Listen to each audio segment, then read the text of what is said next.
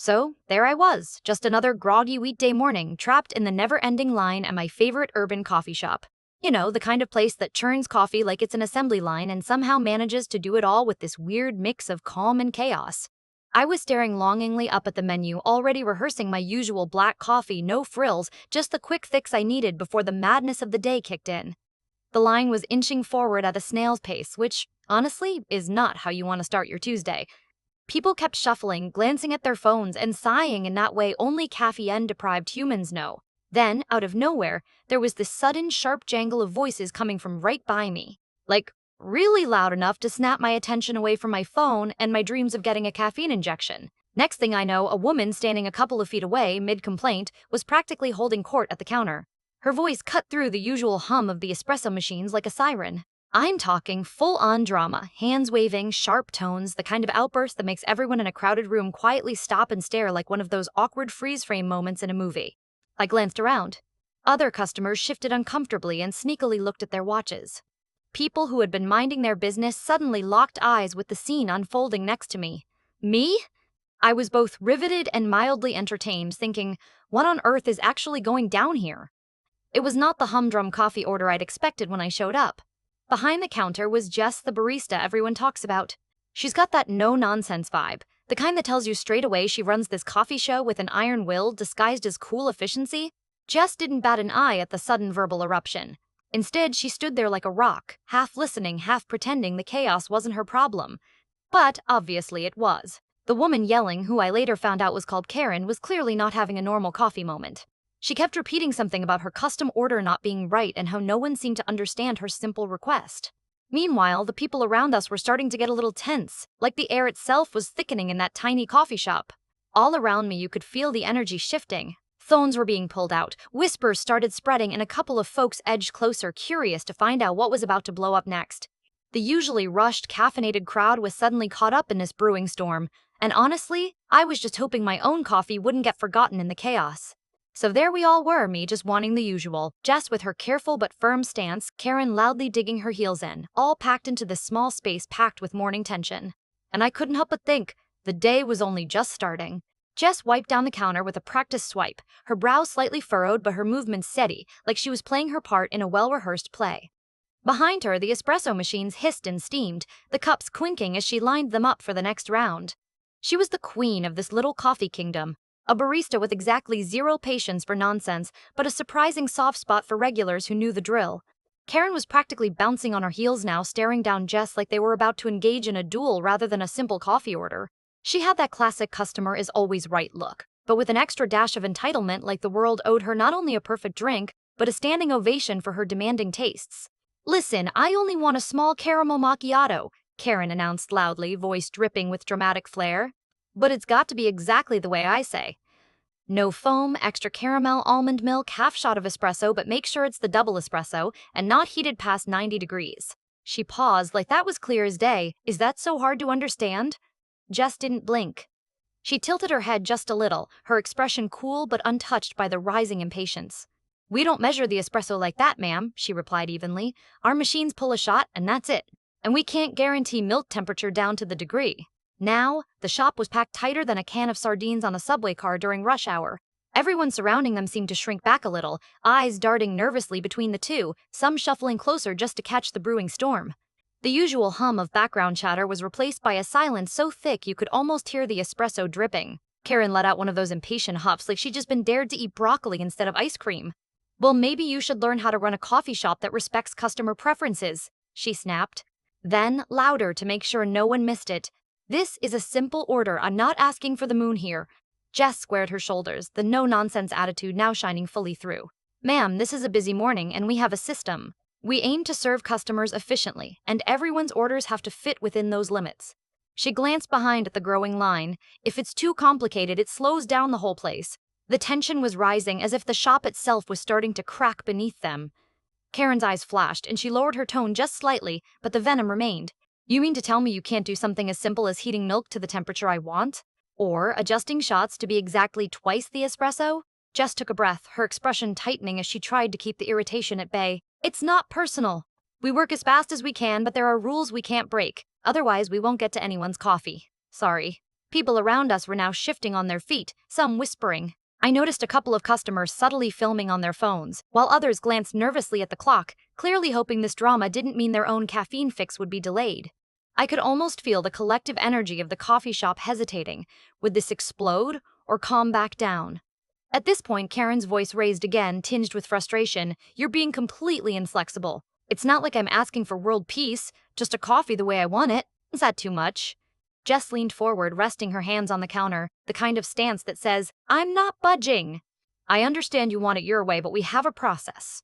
Maybe try something simpler if you want speed and consistency." Karen glared, about to retort when a calm voice interrupted from behind the counter. "All right, let's all take a breath," said Mr. Thompson, the manager, stepping into view.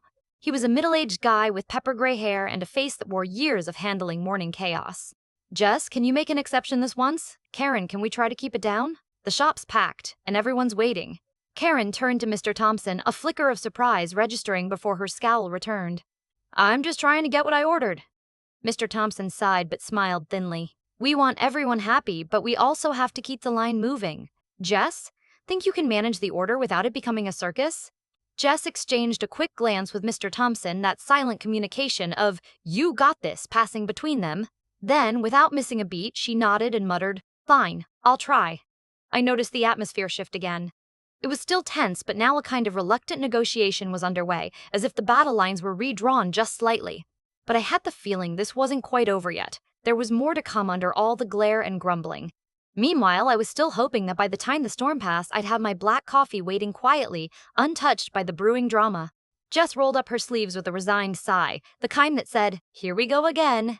She grabbed a cup and started preparing Karen's order, her hands steady but her eyes sharp as a hawk watching for the slightest slip-up. The line behind Karen was growing impatient, the low murmurs swelling into actual whispers, and I could feel the tension in the room coiling tighter. Karen stood with her arms crossed, glaring at Jess like she was watching a magician botch a trick. "No foam, remember? And make sure that almond milk is fresh," she said, her voice dripping with skepticism, as if Jess was already plotting some caffeinated betrayal. Jess didn't respond but tilted her head slightly, her brow furrowed as she expertly steamed the almond milk. "You want extra caramel too?" she asked, her tone flat but not unkind. Karen nodded sharply. "Extra. Not just a drizzle, the kind you drown the drink in, and make sure the shot's a double. Double espresso, not some weak morning swill." I could tell Jess felt the weight of an invisible timer ticking in her head, the line, the rush, the endless parade of these picky, impossible orders. But still, she was determined to make this work. Just then, Karen's frustration burst again. "Are you even paying attention? I said, no, foam. This isn't rocket science." Her voice shot up loud enough for half the coffee shop to glance their way. A few gasps scattered from the crowd, a lady near me muttering, "Some people really need to chill." Jess held the cup up, a small layer of foam resting on top. "Milk steamed just right, but there's always a tiny bit of foam when steaming almond milk," she explained patiently. "If I skip steaming, the milk's cold and flat. That's how it works." Karen's eyes narrowed to slits. "So you can't do no foam?" "No foam is a no-go." "I can't compromise the quality," Jess said firmly. "It's either steamed properly or not at all." The tension in Karen's jaw visibly tightened, but before she could launch into another tirade, Mr. Thompson stepped even closer, palms raised in a calming gesture. "Karen," he said, his voice a little more serious now, "we understand you want it perfect. And Jess here is doing her best. But if the order's too complicated, it slows down the entire line, and nobody wants that, including you." Karen grumbled, narrowing her eyes at the manager but biting back whatever harsh words were clearly on their way. The few customers behind her started to shift impatiently, eyes flicking between their watches and the unfolding drama. Then, unexpectedly, Jess eased off the hard line ever so slightly. "How about this? I'll make it as close as possible. No foam is tricky, but I can do light foam, barely there. And I'll double the espresso shot as requested. The caramel will be extra, like you said." Karen blinked. Her mouth twitched, as if weighing whether to call it close enough or to keep hammering the point home. The place went quiet, like we were all collectively waiting for her verdict. "Fine," she said finally, voice a little softer but still laced with that unmistakable, "I'm doing you a favor here" tone. Jess nodded and started carefully assembling the drink, her movements precise, almost like she was diffusing a bomb one delicate step at a time. People in line began to relax, the air losing a bit of its static charge. A few chuckled quietly, caught between relief and disbelief at how a simple cup of coffee was turning into some kind of public spectacle. Just as Jess handed over the drink, Karen took a long sip and then, to everyone's surprise, she smiled. Not a big smile, more like a small, reluctant nod of approval that said, "Okay, maybe you're not completely hopeless." Mr. Ballsy. Thompson let out an almost inaudible breath of relief and shot Jess a sideways grin. Jess gave him a quick wink, the kind that said, "Glad that's over." I could feel the tension around us finally start to dissipate. The line began moving again, phones lowered, and folks went back to their personal rhythms. Some laughing quietly about the ordeal, others just glad to finally have their caffeine. And me? Well, I was just standing there, watching this odd little drama unfold and thinking about how a single coffee order had morphed into a full-scale showdown complete with allies, villains, and an unexpected peace treaty. It was the kind of morning I was not expecting, and yet somehow it felt like the perfect dose of reality to go with the caffeine buzz I was still waiting for. Karen took another long sip, and for a moment, the entire shop seemed to hold its breath. Her eyes flicked from the cup to Jess, then back to the cup again as if she was searching for some hidden flaw. But instead of a scowl, a strange kind of calm settled over her face. It was subtle, almost reluctant but unmistakable, a truce in the form of a slightly grudging nod. "I guess. This isn't too bad," she muttered, almost like she was conceding a battle she hadn't expected to fight this morning. Jess relaxed just a little, her usual no-nonsense armor softening enough to reveal a hint of a tired smile. She leaned on the counter, rubbing her hands together as if glad the storm was finally shifting direction. "It's coffee, not chemistry," she joked lightly, though her eyes held that familiar edge that said, "Next time, maybe just order something simple." Karen chuckled, the sharp edge to her voice dulling to something closer to humor. "Maybe I do ask for too much, but hey, I know what I like." She glanced around the room, catching the eyes of a few customers who were still watching, some whispering into their phones like they'd just witnessed a small miracle rather than a cup of espresso. Mr. Thompson jumped in with a nod. "All right, everyone, back to your mornings. Let's keep it peaceful, yeah?"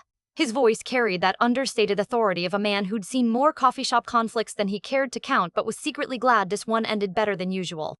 The line started to flow again, the buzz returning to the room, the clinks of cups, the murmurs of conversations, the hum of machines working overtime.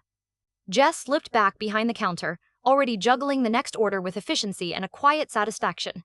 Karen gathered her things and moved away, her posture lighterless like a battle-ready warrior and more like someone who'd just accepted that perfection is sometimes in the approximations.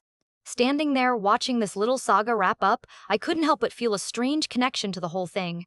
There's something oddly human in these small battles, somewhere between stubbornness and understanding, between wanting what we want and learning to settle for almost that. The irony, of course, is that none of this was really about the coffee. It was about control, patience, maybe even a bit of dignity in a world that feels rushed and noisy and unpredictable. Jess wasn't just defending a coffee routine. Karen wasn't just demanding a drink. They were each holding on to a piece of that morning struggle that so many of us know all too well. As I finally got my hands on my simple black coffee, no drama, no fuss, I realized this little clash was kind of a reminder. Life throws all sorts of orders at us, complex and messy. But sometimes the best you can do is meet halfway, make it close enough, and maybe, just maybe, share a barely there smile over a cup that's far from perfect but somehow just right. And for all the fuss and noise, that was enough for this crowded coffee shop to feel a little more human this morning.